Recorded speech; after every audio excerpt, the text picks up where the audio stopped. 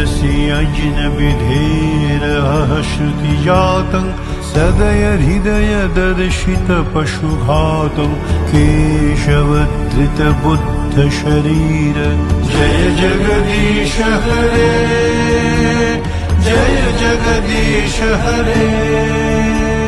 म्लेच्छ निवह निधने कलयसि करवालं धूमकेतुमिव किमपि करालं केशवधृतकल्कि शरीर जय जगदीश हरे जय जगदीश हरे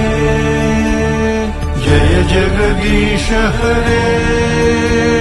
जय जगदीश हरे जय जगदीश हरे